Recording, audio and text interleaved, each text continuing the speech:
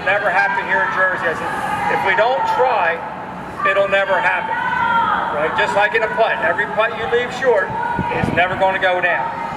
So you have to get out and you have to make the effort.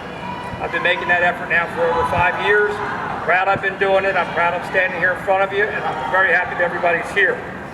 What can you do to help it make it happen? One is, who's a volunteer out here? Who's an actual volunteer activist right now? Raise your hand. Right? So we got a lot of volunteer activists. If you're not, talk to one of these people about what it is to be a volunteer activist or a district captain. Right? We have 20 of the 40 districts covered, so we have 20 to go. And we need those district captains because they're the ones that help lead the charge. They help Al and everybody else get in with the legislators.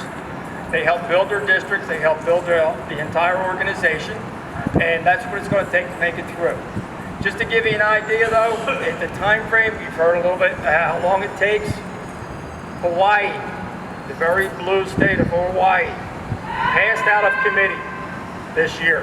Right, so that's it's progress. It took them over 5 years to get that committee hearing. Massachusetts 2 years ago passed out of one committee.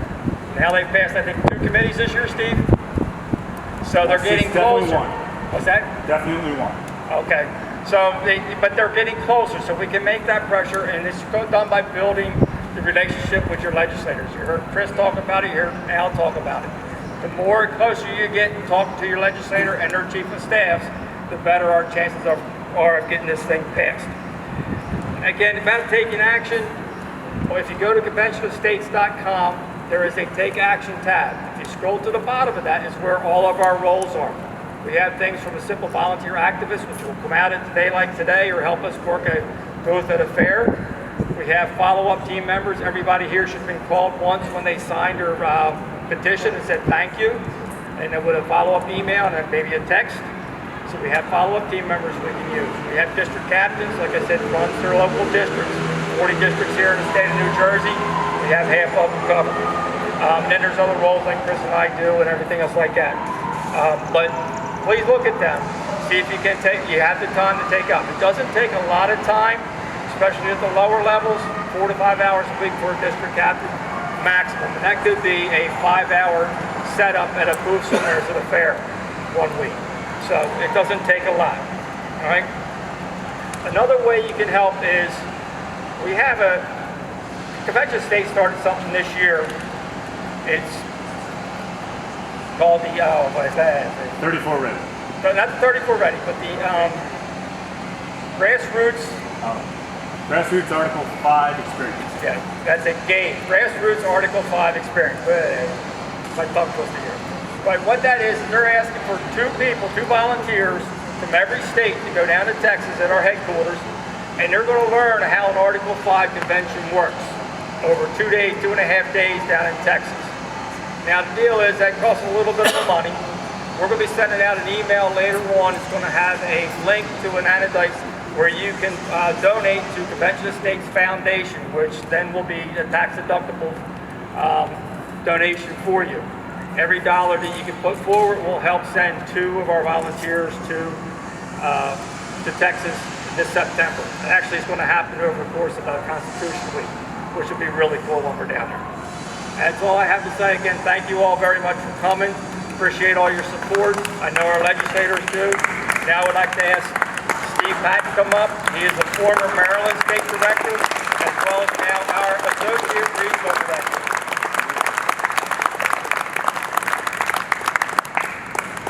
Well, this is awesome. Thank you, everyone, for being here. As Jim said, my name is Steve Patten. I'm a Marylander. Don't hold that against me, please.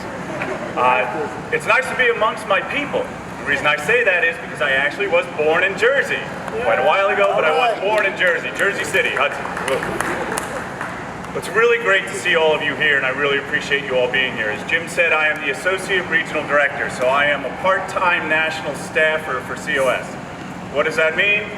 Basically means that every state has a liaison between the national organization and the state volunteer team.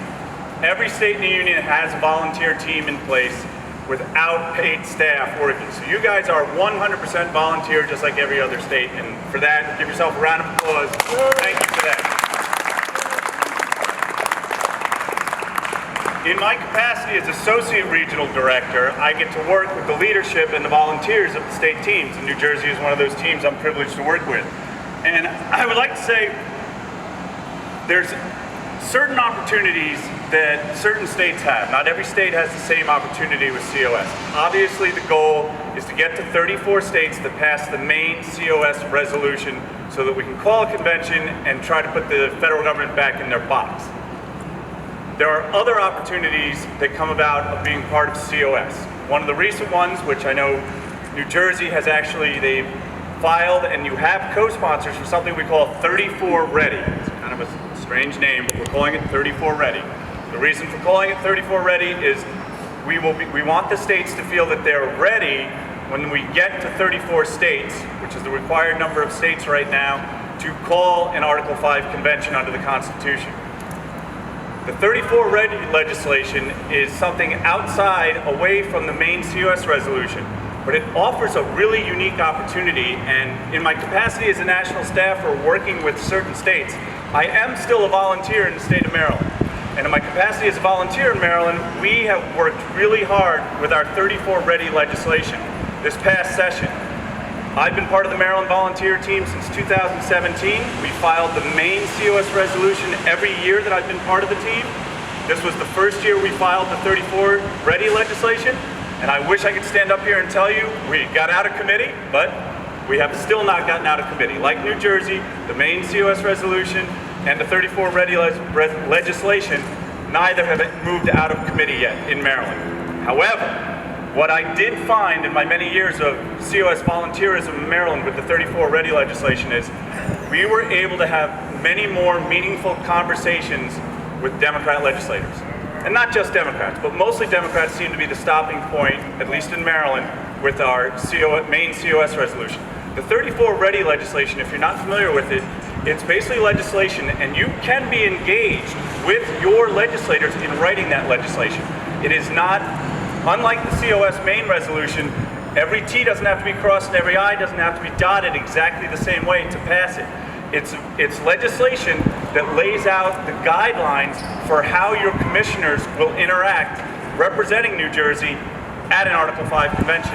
And it's important to relay this when you're talking to legislators about the 34 Ready legislation. It's any Article 5 convention that's going to happen. That's really important. We found that to be an incredibly important talking point in Maryland, because when we first started presenting this to legislators, they thought that we were just looking to lay down guidelines for our Article 5 resolution. That's not the case. The 34 Ready legislation lays out guidelines for what your commissioner, how are they going to be compensated? What are they allowed to talk about? Who is eligible to be a commissioner or a delegate at an Article 5 convention? These are all things you can work with legislators, both sides of the aisle, on to have drawn up. It's an excellent opportunity to build relationships with your legislators on something besides the main COS resolution.